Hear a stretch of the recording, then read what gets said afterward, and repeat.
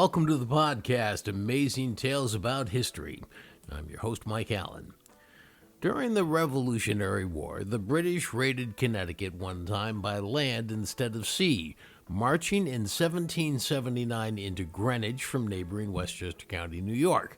Now, Major General Israel Putnam was touring the area, and his fabled daredevil horseback ride, escaping British gunfire while leading his horse down 100 very steep stone steps, is the stuff of legends.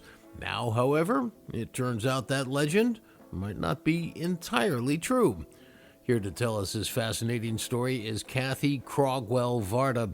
She's a museum consultant who happens to also curate her own exhibits at museums.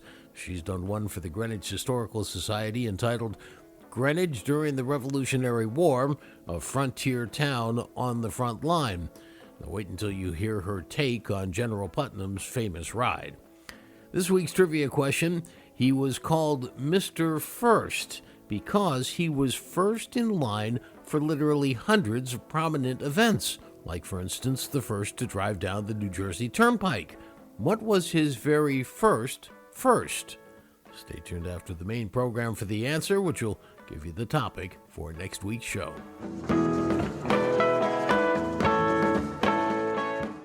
During the Revolutionary War, whenever the British came into Connecticut to raid it, they usually brought their superior navy into Long Island Sound, docked on a community shoreline, and then ravaged the town.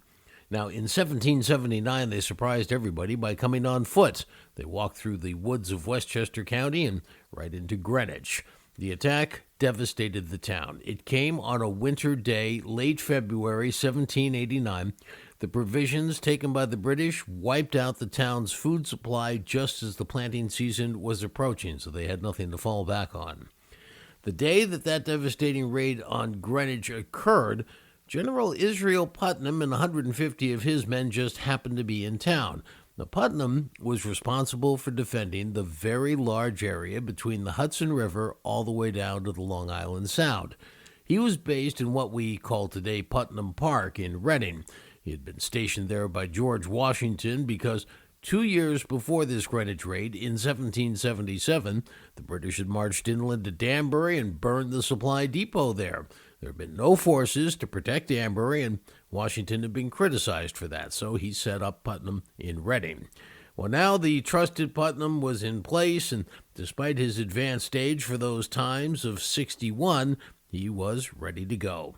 Now, if you've studied this Greenwich raid, you know of the daring horseback ride undertaken that day by General Putnam, maneuvering his horse down a steep and extremely dangerous set of 100 stone steps, only to gallop off to Stamford after he got to the bottom to round up reinforcements. This while British troops were shooting at him as he's going down the stairs, but they were too fearful to try the stunt themselves.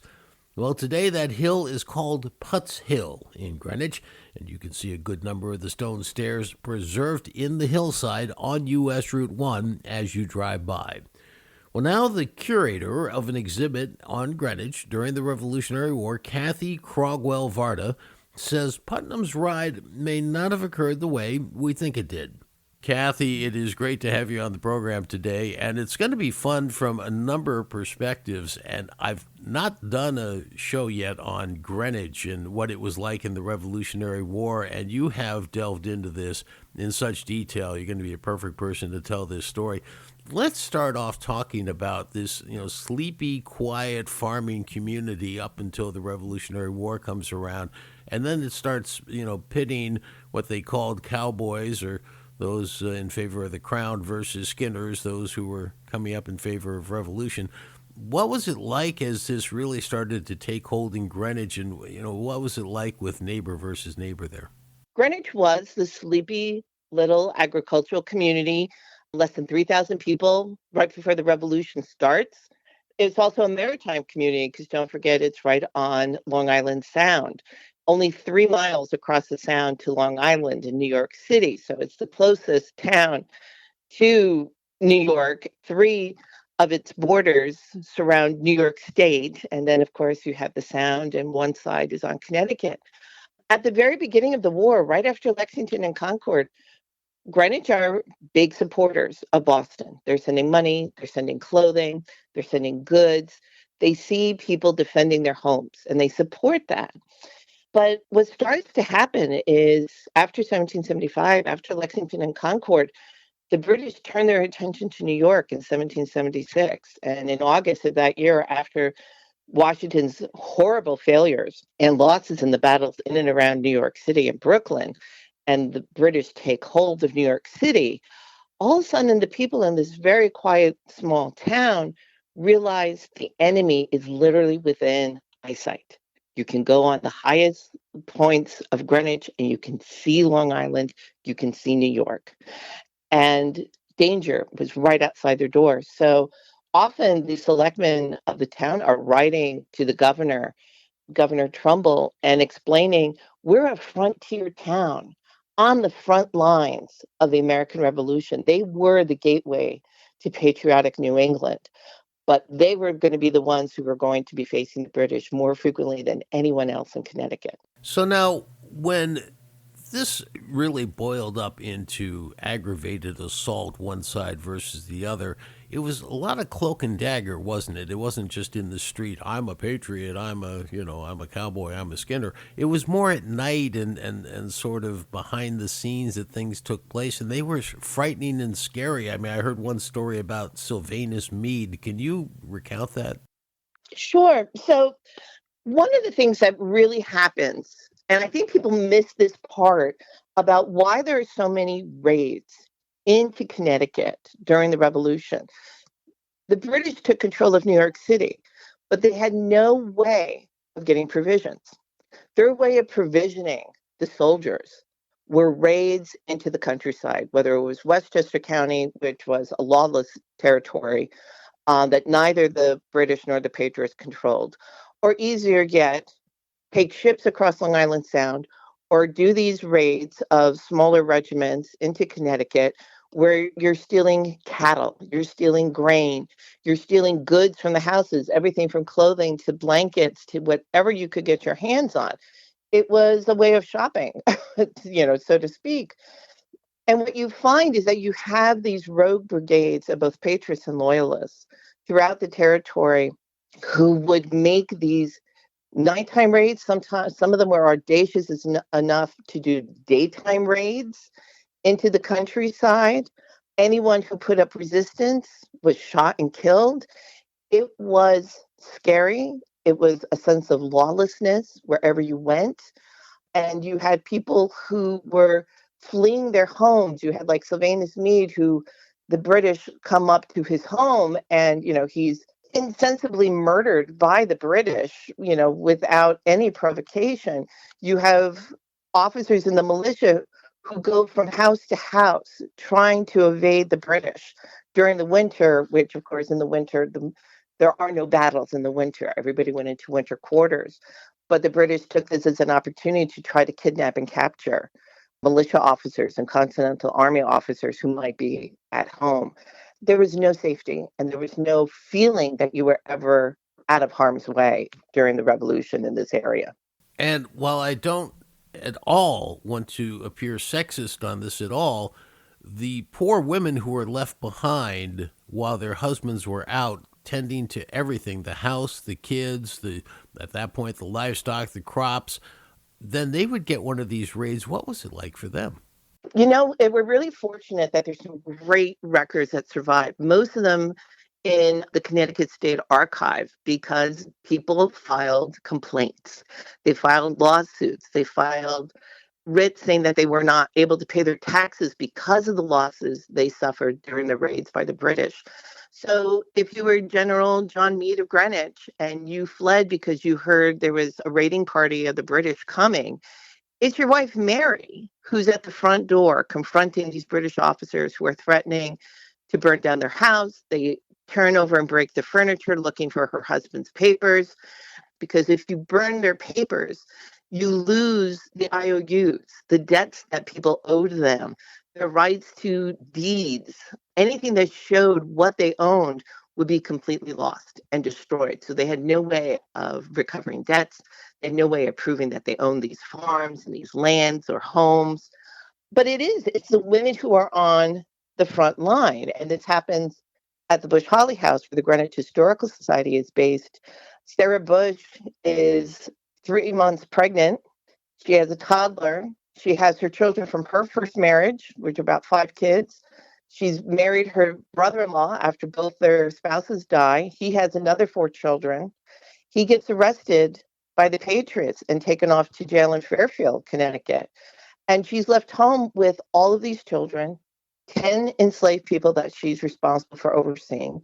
He has businesses, he has boats, he has farmlands. But at the same time, your neighbors are looking at you suspiciously. Why did your house survive this raid by the British? Why was your husband arrested? These are people that have known them their entire lives, but now they're looking at them like, do I really know you? What's going on? Just chilling stuff. I want to turn now to sort of the main event of what happened in Greenwich in 1779. Just to set the stage a little bit, as you said, the British had come in to New York City and had taken it back from Washington in 1776. And that was right after we had declared the Declaration of Independence. Then in 1777, they went inland to Danbury and burned Danbury and had the famous Battle of Ridgefield on the way back, and then went out through Campo in Westport. Then in 1779, now, with all this history behind them, it's winter, as you say. They often didn't fight in winter, but they still sort of kept tabs on each other. And at this point, the Patriot forces had sent as I understand it, a 30-man on horses detachment into Westchester County, this lawless area, as you describe it, to try and scout out what's going on, what intelligence can they bring back. And they saw a 1,500-man army marching up the coast, didn't they? Tell me what happened after that. You're absolutely right. This is the first time that there is an enormous raid by the British into Greenwich, and it's in February 1779, and it's led by General Tryon, who had formerly been Royal Governor of New York. He leads 1,500 men who had been down in the Bronx. They come up the Post Road, heading towards Greenwich. And the reason they're coming to Greenwich in the first place is because of the success of the whaleboaters. Since Connecticut had no navy, they were a colony. They relied on the British. They put together a navy that consisted mostly of whaleboats, small vessels that could really ply the waters of Long Island. The whole coast of Connecticut was filled with really talented, successful maritime men of all races. They were really causing a lot of damage to the British, particularly on Long Island. And so this was Tryon's way of punishing Connecticut and getting back for the whaleboat damages. But there was also a salt works in Greenwich, which was also one of the reasons for the raid. Salt works were where you preserve meat, how you would dry meat like in jerky that would then be sent to the army so that they would have protein in winter quarters. And Tryon was on his way to destroy that. But 1,500 troops come up. They're located, as you mentioned, by this company. And they get word, it turns out General Israel Putnam is in Greenwich at the time with the militia. He only has 150 men. And while they're trying to see if they can hold off the British, he knows there is no way this is going to be successful. As I heard the story, most of those scouts ended up getting killed and mauled, actually, by the British, and only a handful made it back to Greenwich. Is that true? It's kind of murky what happened to all of them. There's no definitive answer. But what we do know is that the British basically had free reign of Greenwich once they got there. And they're destroying homes, they're destroying businesses. They burnt the salt works, they destroyed boats, they captured cannon. So now you have Israel Putnam, who is, of course, quite a colorful character. He's doing a loop trip because he's in charge of everything for the Patriots from West Point on the Hudson River down to Long Island Sound, meaning Greenwich as well. And so he's down there, as you say, with his 150 forces, outnumbered 10-1. And first of all, before we get into what he did that day, which is infamous, what can you tell me is some of your favorite stories of when you think about Israel Putnam and what he meant to the French and Indian War and the Revolutionary War? Israel Putnam is one of those people where I have a sinking suspicion that the stories we like the best about him probably smack more of mythology than fact. He was a colorful person, born in Eastern Connecticut, served in the French and Indian War, as you mentioned, a really colorful, slightly violent experience during that.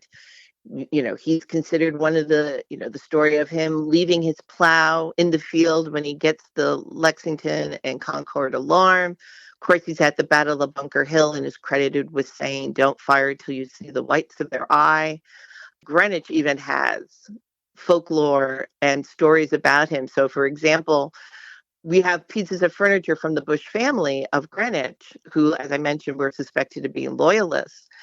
And the family story that came with the pieces is that Israel Putnam was so lonely being away from his family while he was in Greenwich that he often would go to the Bush house and take tea at the table we have in the collection, and that he would take the daughters to balls, which he's a 60-year-old man and he's married. And I don't know if that would have been seen as a good idea. But the whole notion that a patriot general would be sitting and visiting the home of a suspected loyalist kind of smacks of folklore to me a lot.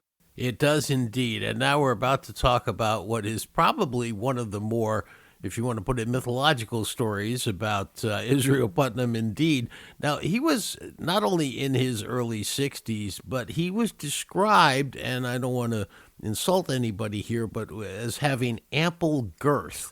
And I think that this is just important because of what he is purported to have done. So now this attack's underway. He's outnumbered, as we've established, 10 to 1, 1,500 soldiers versus Putnam's 150. They knew it was going to be a slaughter.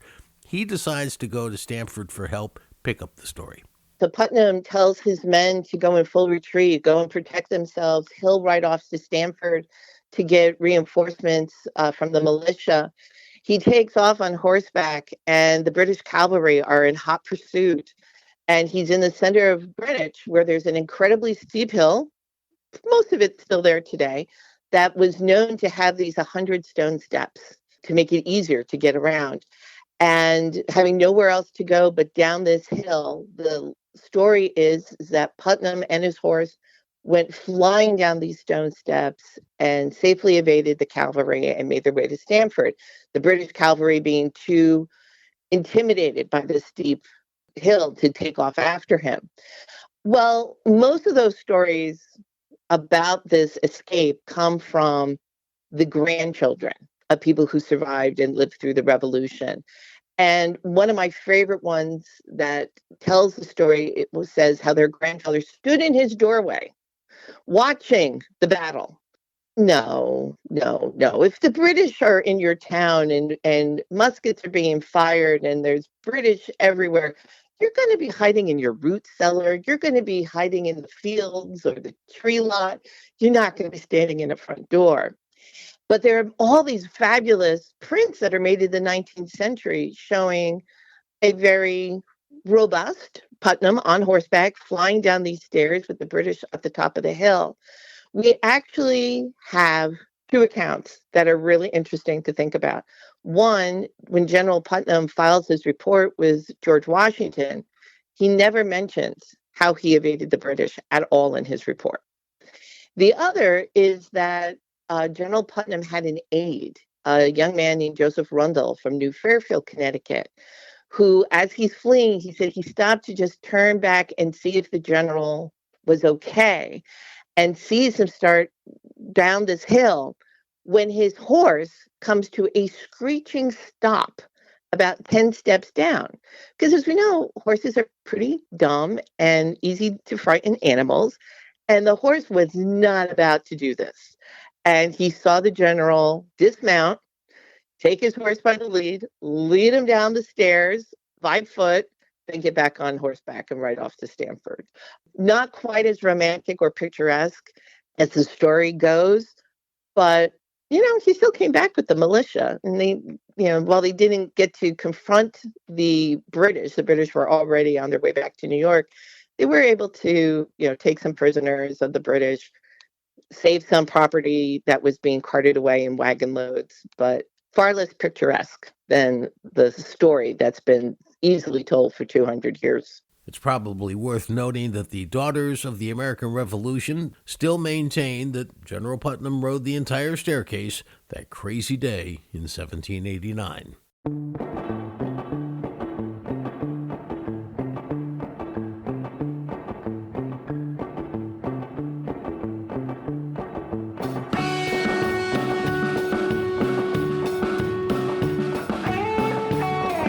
Well, that wraps up this episode of Amazing Tales About History. Putz Hill makes a great afternoon outing if you've got the time. You can see those stairs in the hillside and realize just how steep the hill was, especially before regrading occurred to build today's modern U.S. Route 1.